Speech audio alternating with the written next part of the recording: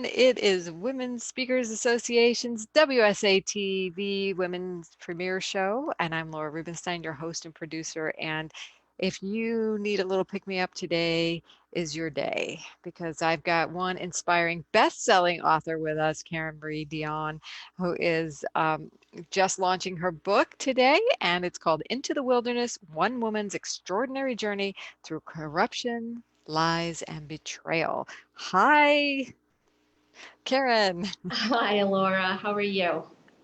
I'm great. I can't wait to hear all about your book. I've read a lot of it and I couldn't put it down, but I ran out of time to finish it. So it's like, don't give me spoiler alerts, but I want to get out of you a little bit more about your book. This is not your first book. So tell us a little bit about uh, your first book and what inspired you to write this story. So, my first book actually came about because I wanted to write this story. We all have our tribe. My best friends of 35 years fully agreed, yes, you need to write this story. But you're crazy if you don't go back to the beginning and write about the earlier part of your life and how you got here. And so that's how I came to write the first book. There are two standalone books. You can read them in any order you want, but that's how I wrote the first book.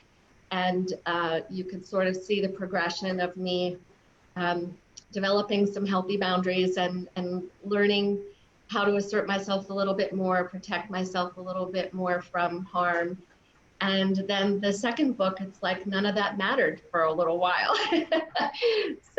Because sometimes life happens. And so you have to hang on to those lessons, those core values, and make it through and overcome. And what my takeaway from this book was that there is a lot you've had to overcome, a lot you have to deal with. It's almost like I'm reading this book and this is your life, but it's reading like this very compelling novel of ups and downs, heartbreaking scenarios to inspiring times in your life and relationships that were profoundly difficult and then some were, really beautiful. So, this sounds like a novel, but it's really your life, right? Right. The truth is stranger than fiction. It was a phrase that was repeated to me very often as I was living through this ordeal and saying, this just feels like I'm in a bad movie or I'm having a nightmare and I can't wake up. and when I finally went on advice of my attorney to the Attorney General's office, the gentleman, the AG that I spoke with said, I totally believe you because I know that truth is stranger than fiction. And at that moment, I just sort of relaxed and accepted, this is what it is. And it's a good thing I'm a writer because someday I'm going to tell this story. And you're a great writer. I noticed that each chapter you start with a little kind of a quote, as those are original quotes from you. Is that right? They're all really profound. Thank you. They're sort of a synopsis of what I learned at that point in time, or the things that I had learned in the past that I really needed to latch onto at the moment in that chapter. And I just sort of shared them. And with all that happened to you, you learned a lot of lessons. One of the things you said to me before we got on was corruption is swift and It takes time. justice takes time. But tell us the lesson about that.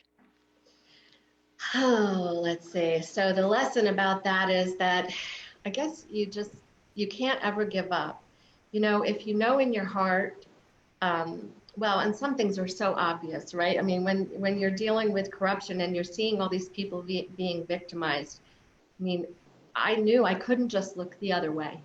If I was in their shoes, I couldn't look, I wouldn't want someone to look the other way. If I felt powerless and trapped and needed a more mature adult or a friend or whomever to have them say, no, this is too much of an inconvenience and this is an ugly side of life that I don't like looking at, would be even more rejection, even more pain. And I think that today in society we do that a lot. whether it's looking at people in homeless condition or people who think differently, people who are struggling for whatever reason. I mean, a lot of us, have heard it said over and over, oh, they probably brought it upon themselves, or everybody makes their own choices. Well, yes, but sometimes other people make choices that directly affect you and you have no control over that. And so to leave someone in that condition when my being a witness and my being an encourager and my, whatever action that I needed to take could make a difference in someone else's life and perhaps set the pace for change and improvement, I can't look away. It's just not the right thing to do. So What's what struck me through reading your book was that every time you were saying something where these people were doing unbelievable things, there was not an energy necessarily that you were a victim. You were always, you know, strong. There was this strength in you. Did I pick up on that correctly? I'm so grateful to hear you say that because in my first book, I talk about how I had to fight to overcome feelings of being powerless when I was young.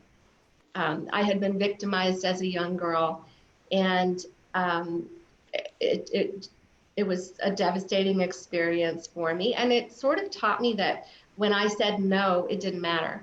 That whatever I said, people were going to do what they wanted anyway. And so I lived through some traumatic things that made me feel like maybe there was something wrong with me and why won't people listen to me?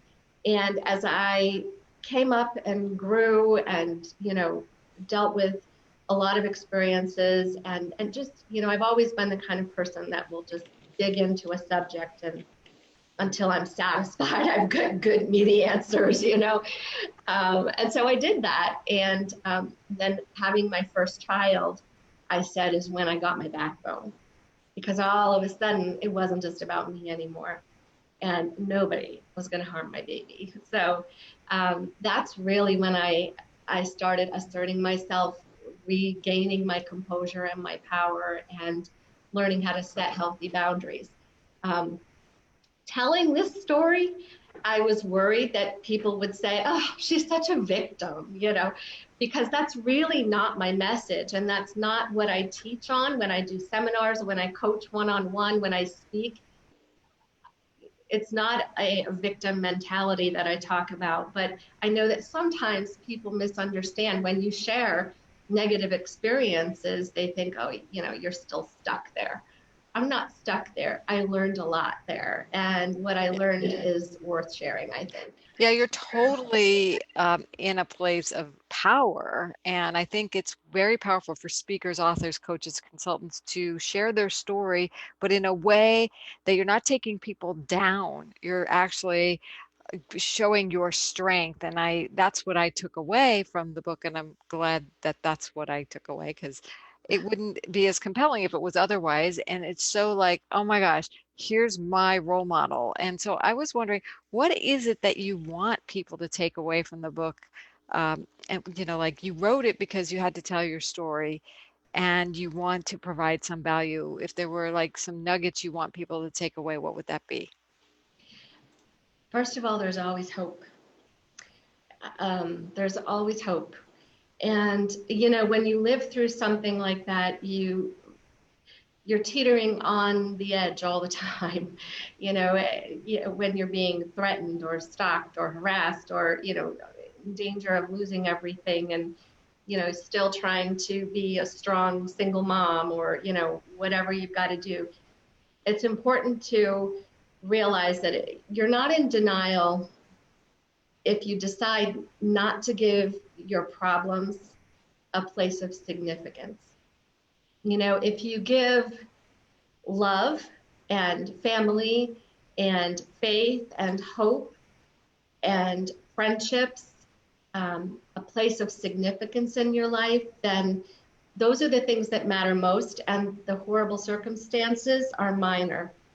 It sounds crazy, but it's about being focused in the right direction. Because I think without that vision, we are easily sidetracked and easily overcome. I could have very easily given up. And many days, had it not been for my grandmother, my best friends, or a really meaningful prayer time, I wouldn't I wouldn't have made it. But you have to allow yourself vulnerability and safe spaces with safe people, and then not stay there. Does that make sense? Yeah, it totally does. You are not your problems, is what I'm taking away from this. You have a richness to life to live, and you can still have happiness, you can still have friends, you can still have hope, you can still live from your heart, and you can avoid bitterness, and you can stay strong and, you know, in one piece.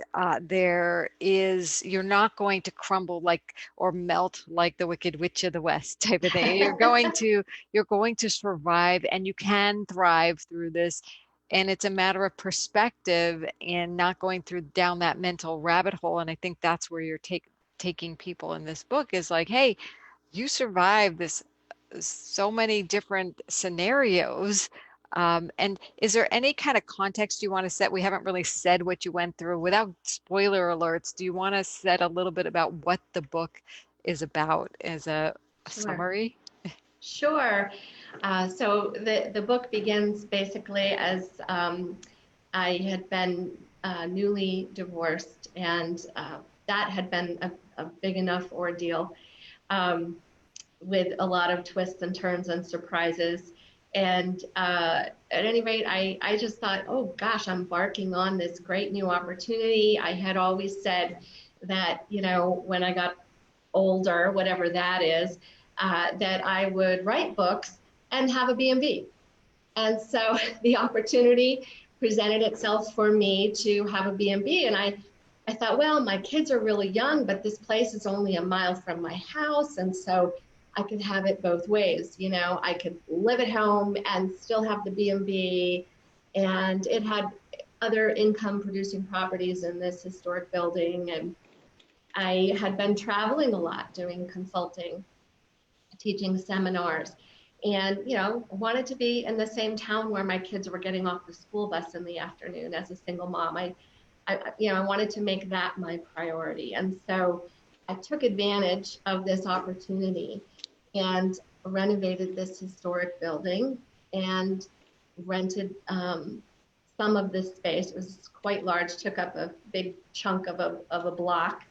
Um, Renovated some of the space to a commercial tenant, or rented it to them, and then renovated my space and opened up this B&B. And everything went really well until I started having trouble with the tenants. And it turned out that there was this whole corrupt web that when I went to evict them, um, I couldn't get a simple eviction in the village court. And it didn't make any sense because my first career was as a paralegal in Philadelphia. That should have been easy peasy. um, and it wasn't, and it didn't make any sense. So that's when I finally hired a lawyer who sent me to the AG. And what I stumbled upon was a major web of corruption with ties to the mob. And that led to me becoming a witness to the FBI and judicial conduct investigators and the state attorney general and the state comptroller for the state of New York. Um, and then that led to retaliation. So it just goes on from there, but so does life. So I also talk about the things that, the single mom issues and the dating issues. And, I've got all this stuff going on over here, but I still have a life. I'm still a human being. Right. Right. So it's sort of a two-track. And like you said, I share what I learned along the way and the things that I relied on. And your book is on sale today as a bestseller. As part of your best-selling campaign, that's 99 cents as a Kindle. So I want to encourage people to visit Amazon and be sure to get it. I put the link to it in the chat here for people on Facebook. It's so inspiring. It's well worth the read. It's a quick quicker read, and you're such a good writer. And I love, again, those quotes that you put up in the beginning of each chapter. Those, I should say, they're nuggets of wisdom, would you say? Thank you. That's a compliment. I appreciate that. Absolutely. Yeah, because it's not every day you read a book that you so it sounds it's like very intentional. You're telling this story, you're sharing the ins and outs, but you're also really highlighting, bring to light so much wisdom. And I think that's the differentiator of your book as opposed to just a novel that you read for fun. It's like this will be highly entertaining and interesting, and you'll finish reading it a different person, as a different person. That's great to hear. I hope so. I appreciate that. I've gotten some really great feedback so far. I'm amazed at the number of people who say, I couldn't put it down. I read it in 24 hours. I'm really? You know? But I'm hearing that a lot. So I'm very happy. Now, you mentioned you speak and you coach. Tell us about your work outside of being an author. Well, actually, I'm just getting back into speaking and coaching after this hiatus of, I am also a cancer survivor. So shortly after I came back to Vermont, I ended up battling cancer. But I also ended up meeting my husband, which was great. And we ended up instead of buying a house, we ended up buying another B&B. So um, my life has been full and busy. I now have a blended family, which is awesome. I just have just been really enjoying life and working on my books a lot. I do write a lot, and I do encourage people a lot, and I have been, like I said, reaching out and starting to get involved with groups and whatnot. Again, putting myself out there to go back and do the seminars that I've done before and the coaching and speaking. And if there are questions out there that y'all have and you want to ask Karen, you can put them in the chat at Women Speakers Association's Facebook page. I'm monitoring that chat. But I wanted to ask you, is there another book in the future? There is. I've already started working on it. Um, One of the sayings that I sort of developed as I went through this process is the voice you believe is the one that prevails. You know, when you're going through hard times, it's easy to have those nagging thoughts, that come at you, the negative, like the anxious thoughts. Well, this situation doesn't look good. I don't know if I'm going to make it. What am I going to do if X, Y, and Z happens? And one of the things that I have learned, and I am still learning, is that what you listen to in your own self-talk is what you're going to get. It becomes a self-fulfilling prophecy. And so the next book that I am working on is called The Voice You Believe. And it's more of an in-depth look at different scenarios. I'm at this point, there's always lots of editing, so who knows what it'll end up. But at this point, I'm sharing little stories, little situations that I couldn't take the time to include in this book. And even some of those stories of other victims that I led to the FBI and coached them to encourage them to become witnesses also. And, I have permission to tell their stories, but mine was enough. But I think in the next book, I'd really like not to talk about me. I'd like to talk about some of the other people that I've worked with and coached and helped, and their successes and some of the lessons that we've all learned along the way. I think it's so profound what you're saying about the voice that you listen to is the voice that really makes a difference in our lives. And that's the demonstration of what you put into the wilderness. And I love your subtitle, One Woman's Extraordinary Journey Through Corruption, Lies, and Betrayal. That's today's bestseller book. Congratulations on your bestseller, by the way. Thank you. I know it's climbing the charts and it's almost at number one, if not already, maybe through this time here, it's already reached that. So if you haven't already gotten the book, it's only 99 cents today, right? Might as well get it on Amazon as a Kindle book. It's like Karen said, people are reading it in 24 hours. I know I read already a third of it in just a really quick time, and I just was amazed. Wow, I'm almost third way through the book, and she's been through so much, and there's all this wisdom, and you're so strong. So through it all, it's it's really seems like it's a timely book, doesn't it? Do you feel that way? I do feel that way, actually. Sometimes we wonder about the timing of things. This was something I set out to do a long time ago, and I ended up doing the first book instead. And I started and stopped and started and stopped, and here we are. But it does seem very timely. I cannot take credit for the subtitle. That was Claudia Walkman who came up with that subtitle. I was really at a loss on the subtitle. I had a whole different thing in mind, and she read it and said, I think it should be this. And I said, you know what? I agree with you.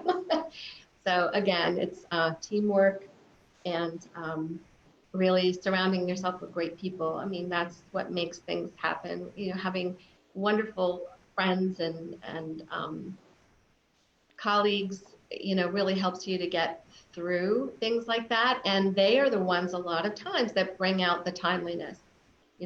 I wasn't so sure about the timing. I think I was still a little shell shocked, but my friends were sure about the timing. So it's important to listen to your tribe too.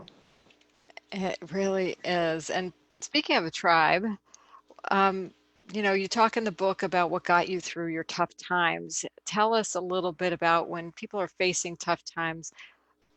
Your book is inspiring, but what were the things you held on to? The things I held on to were, I I had, I think I told you, and a lot of people who read the first book would know, I really went through some sort of abusive, shall we say, religious abuse of sorts as a kid. I was exposed to stuff that just, in the name of religion, in the name of faith, that um, did more harm than good. And for whatever reason, I didn't throw out my belief in God. I just threw out the wacky beliefs. And as I went through this process, I became more of an authentic believer, I would say. I'm not a religious person. I am a deeply spiritual person. Um, and that spiritual connection is what sustained me. And I'm very open about that. But it's also important to note that, my friends sustained me from afar. I mean, my besties were sometimes on the phone to me 2 or 3 times a day, just touching base.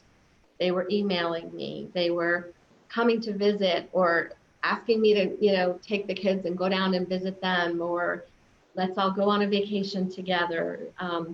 Those were the bright spots. Those were the things that really got me through. And they deserve a lot of credit. You read about every single one of them in the first book. They didn't all make it into the second, but they're definitely referenced, and a few of them are definitely in the second book as well. So. Yes. So, yeah, we need our friends, we need our spirituality, and we need our boundaries, would you say? Oh yes, sorry I missed that. Well, that You was were my telling me, takeaway. yes, you were telling me earlier, and I really appreciated hearing that you really could see that having healthy boundaries made a difference. And at the time, it didn't feel like it made a difference, but it did keep me sane. Because I'd keep saying, okay, this doesn't make sense. If I'm setting these boundaries, this should be happening. And even though I wasn't getting the results I wanted, it did keep me sane. And it did sort of act as what I would say maybe a plumb line for me to say, I'm doing okay. I'm on the right track. And sooner or later, this is all going to come out. It's all going to work out, and I will still be sane. Having the healthy boundaries really, really did help.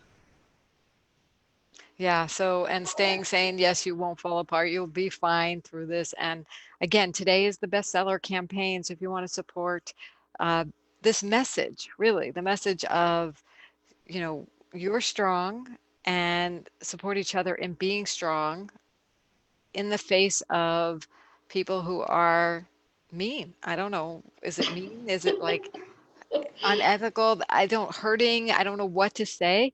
But there's a lot of these people right now. It seems like we're in an epidemic of that. And you're starting a kindness revolution from strength.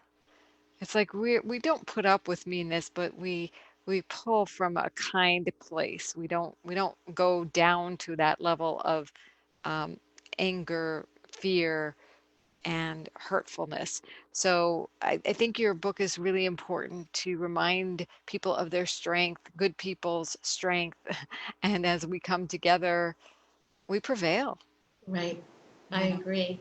And when you were talking, I started to think about the fact that you know, I was just talking about my faith, and I remember as a child learning the Beatitudes. You know, blessed are the peacemakers, blessed are the whole thing. And I learned a distinction through all of this about meekness and about peacemakers. Blessed are the meek, for they shall inherit the kingdom, or whatever it is. I don't know. That catechism class was a long time ago, but but I always thought meek was weak. And what I've come to understand is that meek is actually strength held in reserve. It's knowing when to use that strength and when to just say, I don't have to overextend myself in that direction. I'm going to be just fine.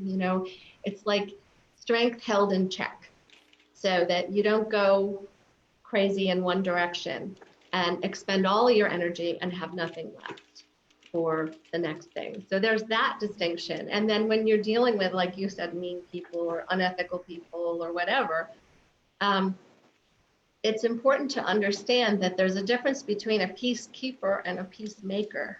Mm, You know, peacekeepers, usually it's keep the peace at all cost, and sometimes that's at a pretty serious price. And peacemakers create peace in such a way that it can be maintained. And it's not passive aggressive, and it's not lose win, and it's not win lose, it's win win. And there's a great distinction there that if we can all keep that in mind at the Thanksgiving table when we're all wanting to not discuss politics, for instance, or in any situation, I think it would do us all a world of good. I think the world would be much better off. and I think the opportunity we have is to model peace. And peace means setting boundaries. It means saying no. It means creating a win-win for all and having that conversation that we need to. Yes? Yes, I totally agree with you. Yeah. Totally. It's not easy. We're not used to having to do that, being put into that position. And some of us take that habitual route of pleasing versus peacemaking. Mm-hmm. And that's what I took away from what you just said. There's a difference between peace at all costs, which is just really pleasing, being a people pleaser, versus really creating peace, Mm-hmm. which is healthy. Mm-hmm. It's a healthy place for everyone. Mm-hmm. So if it's not healthy for one person, it's not you know, a right. And sometimes healthy for someone who has been abusive, it looks like hard, looks awful to them. Mm-hmm. But we need to bring a balance back. And I am so appreciative and grateful for this book. Congratulations on your best-selling book today. Thank you. And enjoy the results of this and thank you for the impact you're making. And all of us here at Women Speakers Association are cheering you on. That's what we do here. Maybe you can say a few words about Women Speakers Association and why you're involved. Sure thing. First of all, it's been a wonderful experience getting to know you and getting to know Gail a little bit and Karen and some of the others and some of the women that I was on your last show with, Get Out of the Box and Blossom. It's really wonderful to network with wonderful people who have the same ideals of, peacemaking and healthy boundaries and promoting each other. And there's that saying that I'm sure we've all seen. on Facebook somewhere or on Twitter, whatever, that a truly strong woman will fix another woman's crown without letting anyone know it was crooked to begin with. And that's sort of what I think about Women's Speakers Association is there's a lot of positive women helping each other, promoting each other, and learning from each other. And that's very important. So I've enjoyed the journey so far and plan on continuing. I love that analogy of the fixing of the crown of another woman. Yeah, we have each other's back, or I like to say, as I wrote in the Voices book, was we have each other's heart. Yes. And when we have each other's heart, we do the things that people do for each other that take care of each other. Mm-hmm. Not like in a masculine way, but in a heart-centered way that really brings forth true connection between all people. Mm-hmm. And so if you are someone who has a message and you want to do what Karen has done, I want to invite you to check out joinwsa.com and join our sisterhood because we have your heart, we have your back, we have resources, we have the sisterhood of people who will take your crown and just fix it slightly, make you look even better without letting anyone know that that's what we did, right? Right. I know it's we've got to be honest with each other and in a very loving way. So thank you for your love, your heart, and soul that you put out there in the world and for being courageous to put it out there. It's a brand new era that you are energetically pushing forward, and I am honored to be a part of it too. Well, thank you so much. I appreciate your time today and all of your efforts too, and um, appreciate what you're doing with voices as well, and the way that you promote everyone. So Yes, we love doing that. So if you're not yet a full-fledged writer or author like Karen Marie, but you want to be one, we have a current book that we are have a call for authors out, and we're almost full, but we do have a few more slots for it, voicesofthe21stcentury.com. But in the meantime, go to Amazon. Is there anywhere else people can get your book or where they should get it, or is Amazon today's the day? today's the day for the 99-cent Kindle on Amazon, which is today only promotion. Tomorrow the price goes up. And of course, you can also purchase the print versions on my website, kmdion.com. In addition, if you decide to purchase both books at the same time, I do have a promotional bonus for you of a little sort of a meditational to help you get on the right track and get centered. So that's for anyone who purchases both books at the same time. That's great. Well, I put the link to Amazon here on the Women Speakers Association's page live stream comments, and you're welcome to go there. And then if you have any kudos or any questions, feel free to add them here as well.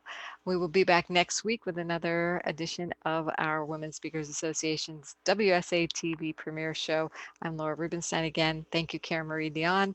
And we are celebrating you and your bestseller book today, Into the Wilderness.